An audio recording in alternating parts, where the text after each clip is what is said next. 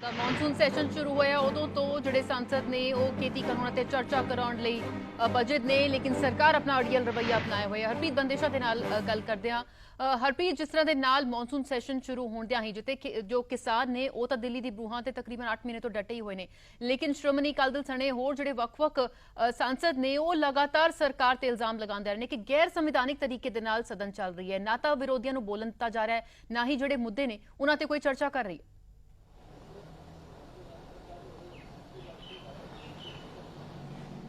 जी देखो, बिल्कुल जिस तरीके ਨਾਲ ਲਗਾਤਾਰ ਇਹ ਮੰਗ ਕੀਤੀ ਜਾ ਰਹੀ ਹੈ ਕਿ ਕਿਸਾਨਾਂ ਦੀ ਗੱਲ, ਕਿਸਾਨਾਂ ਦੀ ਚਰਚਾ ਜਿਹੜੀ ਹੈ ਉਹ ਸਦਨ 'ਚ ਹੋਣੀ ਚਾਹੀਦੀ ਹੈ, ਉਸ ਨੂੰ ਲੈ ਕੇ ਮੰਗ ਲਗਾਤਾਰ ਸ਼੍ਰੋਮਣੀ ਅਕਾਲੀ ਦਲ ਹੋਵੇ, ਬੀਐਸਪੀ ਹੋਵੇ ਜਾਂ ਬਾਕੀ ਜਿਹੜੇ ਵਿਪਕਸ਼ੀ ਪਾਰਟੀਆਂ ਨੇ ਉਹ ਲਗਾਤਾਰ ਇਹ ਗੱਲ ਕਰ ਰਹੀਆਂ ਨੇ ਕਿ ਇਹ ਸਾਡੀ ਜਿਹੜੀ ਗੱਲ ਹੈ ਸਰਕਾਰ ਇਸ ਤੇ ਚਰਚਾ ਕਰਾਵੇ, ਸਰਕਾਰ ਕਿਸਾਨਾਂ ਦੇ ਮੁੱਦੇ ਤੇ ਗੱਲ ਕਰੇ। ਜੇਕਰ ਸਰਕਾਰ ਗੱਲ ਕਰੇਗੀ ਤਾਂ ਹੀ ਇਸ ਮੁੱਦੇ ਦਾ ਹੱਲ ਨਿਕਲ ਪਾਏਗਾ, ਕਿਉਂਕਿ 8 ਮਹੀਨੇ ਬੀਤ ਚੁੱਕੇ ਕਿਸਾਨਾਂ ਨੂੰ ਦਿੱਲੀ ਦੀ ਬਰੂਹਾਂ ਤੇ ਬੈਠਿਆਂ ਨੂੰ।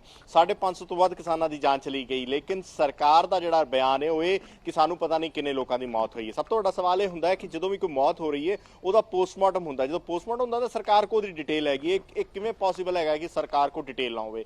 ਦੂਸਰੀ ਅਹਿਮ ਚੀਜ਼, ਜੇ ਕਿਤੇ ਵੀ ਕੋਈ ਹਾਦਸਾ ਹੋ ਜਾਂਦਾ ਹੈ, ਦੇਸ਼ ਕੋਈ ਬੱਸ ਖੱਡ 'ਚ ਡਿੱਗ ਪਵੇ ਜਾਂ ਕਿਤੇ ਕੋਈ ਆਪਦਾ ਆ ਜਾਵੇ, ਕੁਝ ਲੋਕਾਂ ਦੀ ਜਾਨ ਚਲੀ ਜਾਂਦੀ ਤਾਂ ਅਕਸਰ ਟਵੀਟ ਵੀ ਆ ਜਾਂਦੇ ਨੇ, ਸਦਨ ਦੇ ਅੰਦਰ ਸ਼ਰਧਾਂਜਲੀਆਂ ਵੀ ਦਿੱਤੀਆਂ ਜਾਂਦੀਆਂ ਨੇ, ਲੇਕਿਨ ਇੰਨੇ ਕਿਸਾਨਾਂ ਦੀ ਜਾਨ ਚਲੀ ਗਈ, ਆਖਿਰ ਉਹਨਾਂ ਤੇ ਸਰਕਾਰ ਕਿਉਂ ਚੁੱਪੇ? ਇਸੇ ਨੂੰ ਲੈ ਕੇ ਹੀ ਹੁਣ ਅੱਜ 12:15 ਵਜੇ ਰਾਸ਼ਟਰਪਤੀ ਦੇ ਨਾਲ ਮੁਲਾਕਾਤ ਕਰਨ ਜਾ ਰਿਹਾ ਹੈ ਸ਼੍ਰੋਮਣੀ ਅਕਾਲੀ ਦਲ। ਹੋਰ ਵਿਪਕਸ਼ੀ ਪਾਰਟੀਆਂ ਜਿਹੜੀਆਂ ਨੇ ਉਹ ਮੁਲਾਕਾਤ ਕਰਨਗੇ ਰਾਸ਼ਟਰਪਤੀ ਨਾਲ। ਉਹਨਾਂ ਨੂੰ ਇਹ ਬੇਨਤੀ ਕੀਤੀ ਜਾਏਗੀ ਕਿ ਉਹ ਸਰਕਾਰ ਨੂੰ ਹੁਕਮ ਦੇਣ ਕਿ ਇਸ ਮਾਮਲੇ ਦੇ ਉੱਤੇ ਸਦਨ ਦੇ ਵਿੱਚ ਚਰਚਾ ਕੀਤੀ ਜਾਵੇ, ਕਿਸਾਨੀ ਮੁੱਦੇ ਦੇ ਉੱਤੇ ਸਰਕਾਰ ਗੱਲ ਕਰੇ, ਸਰਕਾਰ ਸਦਨ ਨੂੰ ਚਲਾਵੇ ਤੇ ਇਸ ਮਾਮਲੇ ਤੇ ਗੱਲ ਕੀਤੀ ਜਾਵੇ। ਹਾਲਾਂਕਿ ਸਰਕਾਰ ਜਿਹੜੀ ਉਹ ਲਗਾਤਾਰ ਇਹ ਗੱਲ ਕਹਿ ਰਹੀ ਹੈ ਕਿ ਵਿਪਕਸ਼ ਜਿਹੜਾ ਉਹ ਸਦਨ ਨਹੀਂ ਚੱਲਣ ਦਾ ਰਿਹਾ। 2 ਹਫ਼ਤੇ ਨਿਕਲ ਗਏ, ਪਿਛਲੇ 2 ਹਫ਼ਤਿਆਂ ਦਾ ਜੇਕਰ ਵੇਖੀਏ, ਪਿਛਲੇ 2 ਹਫ਼ਤਿਆਂ ਦੇ ਅੰਦਰ ਇਸ ਸਦਨ ਨੂੰ ਚਲਾਣ ਜਿਹੜੇ ਪੈਸੇ ਜਿਹੜੇ ਖਰਾਬ ਹੋਣਗੇ, ਤਕਰੀਬਨ 50 ਕਰੋੜ ਤੋਂ ਉੱਪਰ ਦਾ ਖਰਚਾ ਆਇਆ ਹੋਏਗਾ। ਤੇ ਉਹਨਾਂ ਪੈਸਿਆਂ ਦੀ ਆਖਰ ਜਿਹੜੀ ਬਰਬਾਦੀ ਹੋਈ ਉਹਦੇ ਲਈ ਕੌਣ ਜ਼ਿੰਮੇਦਾਰ? ਕਿਉਂ ਨਹੀਂ ਸਰਕਾਰ ਗੱਲ ਸੁਣਦੀ? ਕਿਉਂ ਨਹੀਂ ਸਰਕਾਰ ਟੇਬਲ ਤੇ ਆ ਕੇ ਗੱਲ ਕਰਦੀ ਕਿ ਇਸ ਮਸਲੇ ਦਾ ਹੱਲ ਕੱਢਿਆ ਜਾਵੇ? ਕਿਸਾਨ ਰੋਜ਼ ਸਿੰਘੂ ਬਾਰਡਰ ਤੋਂ ਉੱਠਦੇ ਨੇ, 200 ਦੀ ਗਿਣਤੀ ਦੇ ਵਿੱਚ ਉਹ ਜੰਤਰ ਮੰਤਰ ਆਉਂਦੇ ਨੇ, ਆਪਣੀ ਸੰਸਦ ਵੱਖਰੀ ਚਲਾਉਂਦੇ ਨੇ, ਉੱਥੇ ਆ ਕੇ ਉਹ ਦੱਸਣ ਦੀ ਕੋਸ਼ਿਸ਼ ਕਰ ਰਹੇ ਨੇ ਕਿ ਆਖਿਰ ਇਹਨਾਂ ਕਾਨੂੰਨਾਂ ਦੇ ਵਿੱਚ ਕਾਲਾ ਕੀ ਹੈ। ਜੇਕਰ ਸਰਕਾਰ ਉਹਨਾਂ ਨੂੰ ਸੰਸਦ ਜੰਤਰ ਮੰਤਰ ਤੱਕ ਆਉਣ ਦੀ ਇਜਾਜ਼ਤ ਦੇ ਸਕਦੀ ਤੇ ਫਿਰ ਉਹਨਾਂ ਦੇ ਨਾਲ ਬਿਠਾ ਕੇ ਉਹਨਾਂ ਨਾਲ ਗੱਲ ਕਿਉਂ ਨਹੀਂ ਕੀਤੀ ਜਾਂਦੀ? ਇਹ ਬੜਾ ਵੱਡਾ ਸਵਾਲ ਹੈ। ਇਸੇ ਨੂੰ ਲੈ ਕੇ ਮੰਨਿਆ ਜਾ ਰਿਹਾ ਹੈ ਕਿ ਅੱਜ 12:15 ਵਜੇ ਜਿਹੜੀ ਮੁਲਾਕਾਤ ਹੋਣ ਜਾ ਰਹੀ ਹੈ, ਰਾਸ਼ਟਰਪਤੀ ਜੀ ਨੂੰ ਅਪੀਲ ਕੀਤੀ ਜਾਏਗੀ ਕਿ ਉਹ ਇਸ ਮਾਮਲੇ 'ਚ ਇੰਟਰਵੀਨ ਕਰਨ, ਸਰਕਾਰ ਨੂੰ ਹੁਕਮ ਦੇਣ ਕਿ ਸਰਕਾਰ ਇਸ ਮਾਮਲੇ ਤੇ ਸਦਨ 'ਚ ਚਰਚਾ ਕਰਾਵੇ, ਜਿਸ ਨਾਲ ਇਸ ਮਾਮਲੇ ਦਾ ਕਿਸੇ ਪਾਸੇ ਹੱਲ ਕੱਢਿਆ ਜਾ ਸਕੇ। ਬਹੁਤ ਜ਼ਰੂਰੀ ਹੋ ਜਾਂਦਾ ਜਿੱਥੇ ਇੱਕ ਪਾਸੇ ਕੇਂਦਰੀ ਖੇਤੀਬਾੜੀ ਮੰਤਰੀ ਨੇ ਉਹ ਆਪਣੀ ਤਰ੍ਹਾਂ ਦੇ ਬਿਆਨ ਦਿੰਦੇ ਨੇ ਔਰ ਕਈ ਭਾਜਪਾ ਦੇ ਆਗੂ ਲਗਾਤਾਰ ਕਿਸਾਨਾਂ ਨੂੰ ਲੈ ਕੇ ਬੜੇ ਜਿਹੜੇ ਬਿਆਨ ਦੇ ਚੁੱਕੇ ਨੇ, ਭਾਵੇਂ ਮੀਨਾਕਸ਼ੀ ਲੇਖੀ ਹੋਣ ਜਾਂ ਹੋਰ ਜਿਹੜੇ ਆਗੂ ਹੋਣ। ਅਜੇ ਵਿਚਕਾਰ ਕਿਉਂਕਿ 8 ਮਹੀਨੇ ਦਾ ਸਮਾਂ ਹੋ ਗਿਆ, ਦੇਸ਼ ਦਾ ਜਿਹੜਾ ਅੰਨਦਾਤਾ ਹੈ ਸੜਕਾਂ ਤੇ ਉਤਰਿਆ ਹੋਇਆ ਹੈ, ਸਾਂਸਾਂ ਨੂੰ ਉਹਨਾਂ ਦੇ ਹੱਕ ਵਿੱਚ ਆਵਾਜ਼ ਚੁੱਕਣ ਦੇ ਲਈ ਇੱਥੇ ਮਜਬੂਰ ਹੋਣਾ ਪੈ ਰਿਹਾ। ਸਦਨ ਦੇ ਬਾਹਰ ਉਹ ਲਗਾਤਾਰ ਖੜੇ ਹੋ ਰਹੇ ਨੇ।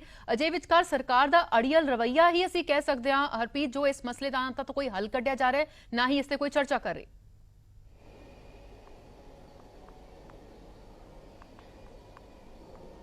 जी देखो, मैं जेकर सदन की गल करा तो सदन के अंदर तो लैके बाहर तक लगातार यह हंगामा जारी है। लगातार जो विपक्षी दल के सांसद ने वो लगातार आवाज़ चुक रहे हैं। कल जो हरसिमरत कौर बादल ਨਾਲ भी ਅਸੀਂ ਗੱਲ ਕੀਤੀ तो उन्होंने कहना सी कि मैं सदन के अंदर भी बोल रही हाँ, मैं बाहर भी बोल रही हाँ, लेकिन सरकार गल नहीं सुनती।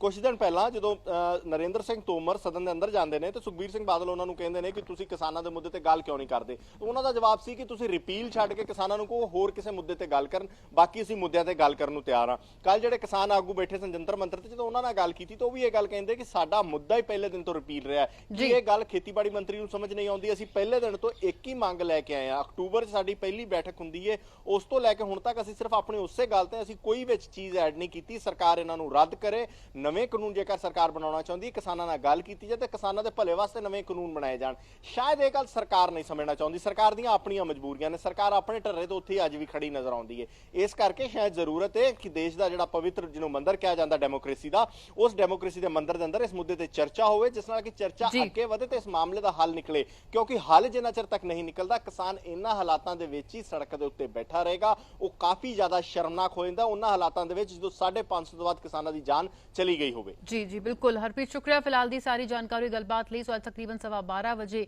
ਰਾਸ਼ਟਰਪਤੀ ਦੇ ਨਾਲ ਮੁਲਾਕਾਤ ਇਹਨਾਂ ਸਾਂਸਾਂ ਨੇ ਕਰਨੀ ਹੈ। ਹਰਸਿਮਰਤ ਕੌਰ ਬਾਦਲ ਦੀ ਅਗਵਾਈ ਦੇ ਵਿੱਚ ਮੁਲਾਕਾਤ ਹੋਏਗੀ। ਸਰਕਾਰ ਤੇ ਗੈਰ ਸੰਵਿਧਾਨਿਕ ਤਰੀਕੇ ਨਾਲ ਸੰਸਦ ਚਲਾਉਣ ਦੀ ਸ਼ਿਕਾਇਤ ਵੀ ਕੀਤੀ ਜਾਏਗੀ।